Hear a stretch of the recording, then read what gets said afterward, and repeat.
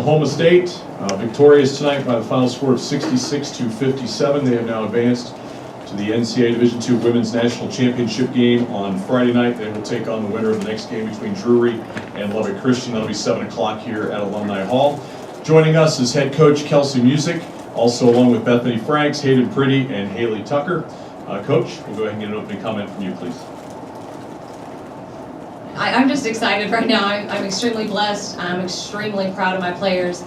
There were some moments when he made some runs at us, and my team might have looked frazzled for a second, but players made plays, and I had different people step up and make some shots, get some big rebounds, and do the things that we needed. And sometimes it's not always my high-profile players. That's the one thing I believe that has got us to this point, is my bench. Everyone has stepped up and given us what we needed on different nights. And so I'm just extremely proud of this group of players.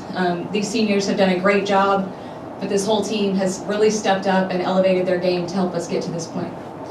Members of the media, Scott's here with the wireless again. If you have a question, please raise your hand. Yeah, Coach, to go from losing your first game to running off 35 straight to your program's first national championship game, what do you credit about your team to be able to accomplish that? An extremely competitive spirit.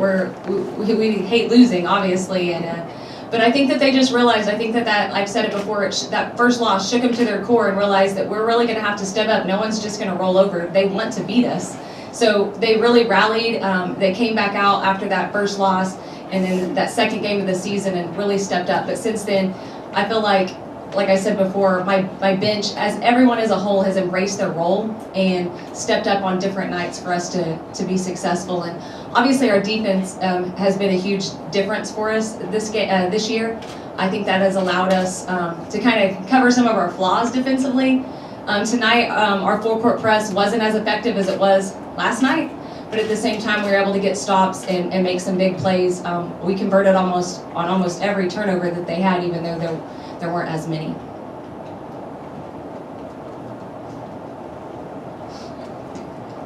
Tony Ficoni with Indiana Gazette. Coach, the fourth quarter, you outscored them 21-8. What was the difference in that period? I told him at that last media, I said, there's 5 minutes left, You got to leave it all on the floor right now. And I was like, we are going to get some stops right now, and we're going to make some shots. You got to believe that those shots are going in. I said, quit shooting to shoot and shoot to score. And I said, and believe that it's going to go in. And my players just stepped up. Tabor Beer hadn't made a three all night. She hits a big three. Alexa Harvey has to come off the bench. She's been sitting there for a long time when Tyra got hurt and had to make 2 big free throws. They really stepped up and did the things that we needed them to do. And I think offensive rebounds was huge in that last 5 minutes as well. We went and got every board, every loose ball that we could, and we just picked up our intensity.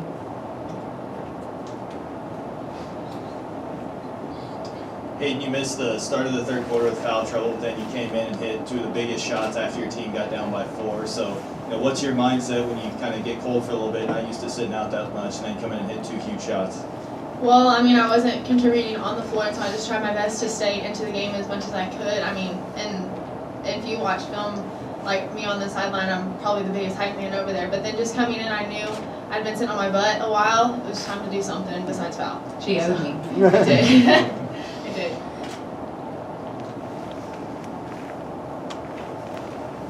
I think it was like midway through the fourth quarter. Tyra, I think, hurt her left arm. Is she okay? What's going on there?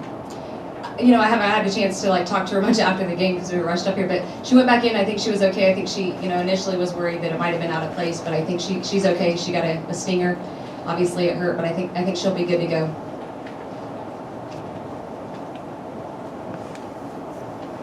I don't want to be the first one to say this. If Drury wins, can you just talk about possibly going up against that kind of aggressive defense for the championship game? And you guys from Oklahoma know about the Drury program a little bit? Obviously, they're a great program. I think if they were to win, I think it would be a great ball game because they're going to try to get up on us, but we're going to give it right back to them. We're going to get up and we're going to do what we do. We've ran chaos in our full court man-to-man all year. I think it would be a great matchup. I think the game we're about to watch is going to be phenomenal. I know Lubbock Christian's good. We played them, so they're a really good team. But either way, we're excited to be in the position that we are. Haley, you guys were high-fiving about something you saw on the stat sheet. What was that? Okay, well, Hayden thinks she's a shot blocker, and so she pointed out to me that she had one block tonight. That's been like our running joke. That's really what gets me in a lot of foul trouble is like, I don't know, I guess I just think I'm some massive shot blocker. And we know when she's about to foul because she gets up there like this, and we're all saying, Hayden, no! And I can't control it, it just happens. And I have one block. I don't know if that's true or not, but it says I have one. And so I was pointing out to them that I do in fact have one and that I am in fact a shot blocker. She's writing her glory moment. Bethany or one of the players, after the game was over, it didn't seem like there was too huge of a celebration, like you've got something else to do, right? That's right. We still got business to finish. We're very excited, obviously, but just sticking to what we came down here to do, and we're not done yet. Haley, I noticed with about 5:12 to go in the fourth quarter, Coach called you over, and it was a pretty one-on-one moment. Do you remember what she said? Oh, I remember what she said. I wasn't playing very well. I wasn't shooting the ball very well, and she just told me that I needed to step it up. And in her choice of words, she told me that, and it got me a little fired up because I hadn't been, shooting the ball well, doing things well. So I want to keep winning. I'm a senior, and I don't want to take this jersey off because I know it's going to be the last time I take it off. So I just had to step it up for the last 5 minutes and, contribute to my team and get some stops for my team. Thanks for keeping it PG. Yeah. Yeah, thank you. She's little, but she's feisty, so. I always tell them dynamite comes in small packages. Very. Bethany, for the first time in your career, you played all 40 minutes, had another Whoa. double-double, so you really stepped up in the postseason. So what is it that's allowed you to elevate your game here as the season goes on? These girls, all my teammates, my coaches, they have so much confidence in me, and that has made me have confidence in myself. So really just, like Coach says, night in, night out, it could be something different that we have to contribute, and whatever that is, whatever she tells me to do, she points at me, tells me what to do, and I try to do it. So that's just what's made us successful, I think, is everyone just really trying to do the role and buying in at this point.